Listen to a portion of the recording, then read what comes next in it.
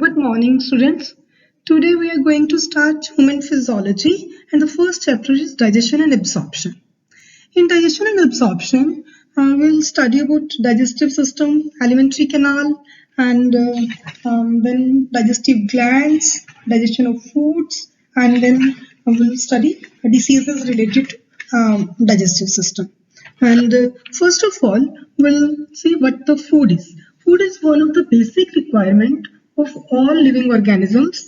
Major component of our food are carbohydrate, proteins, and fats. We also require vitamins and minerals in small quantities.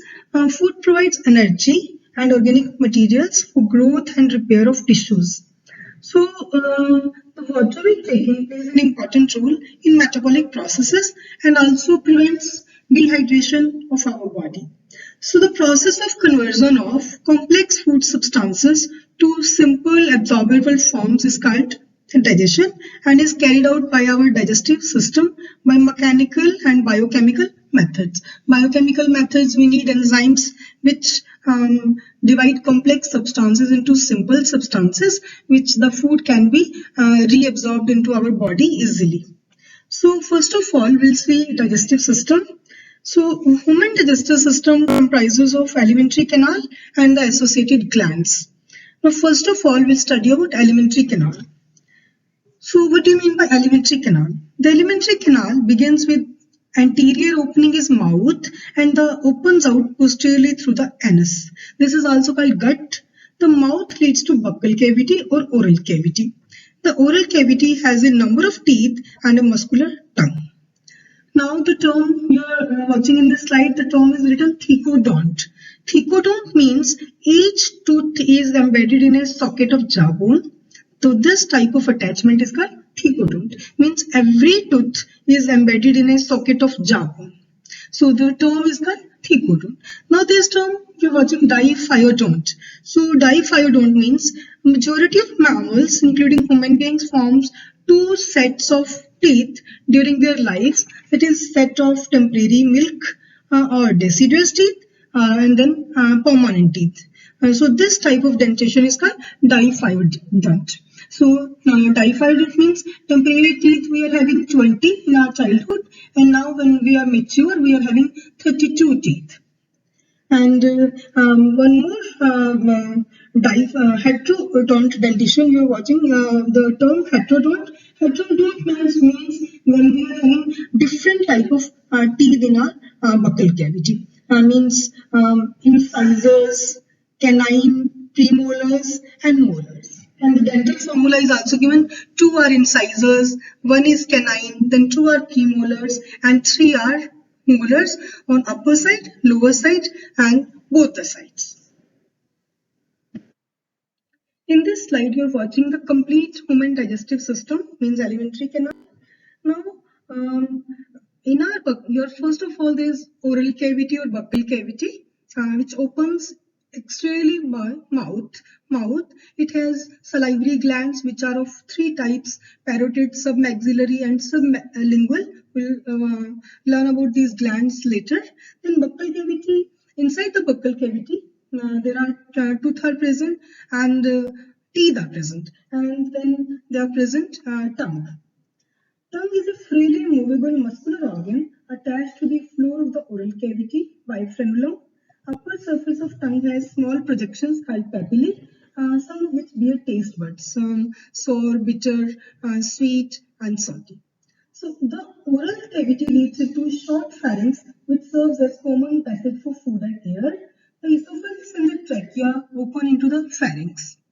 Then a cartilaginous flap called epiglottis prevents the entry of food during glottis opening of windpipe during swallowing. So whenever we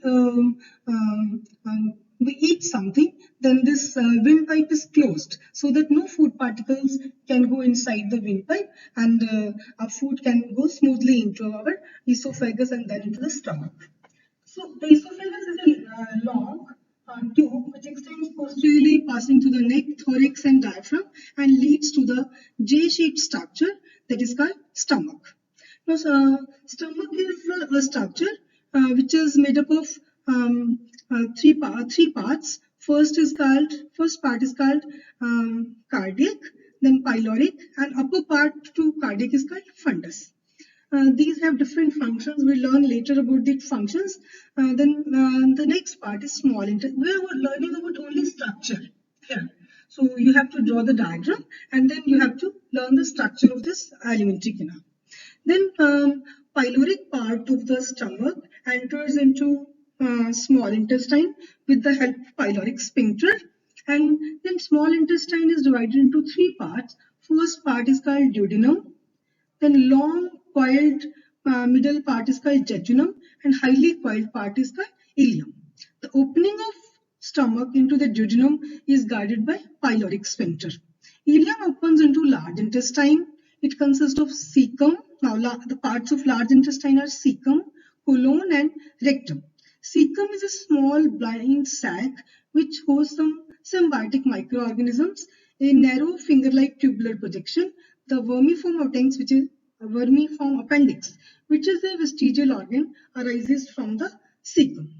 The cecum opens into the colon, and colon is again divided into three parts.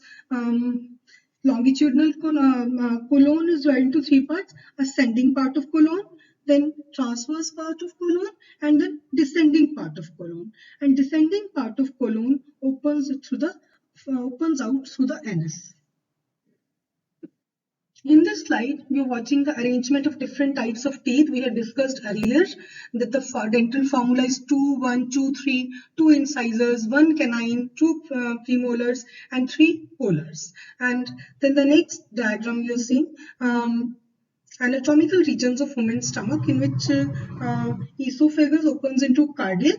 Upper to cardiac part is called fundus, and then lower to cardiac part is called pyloric. And it opens into the duodenum with the help of pyloric sphincter.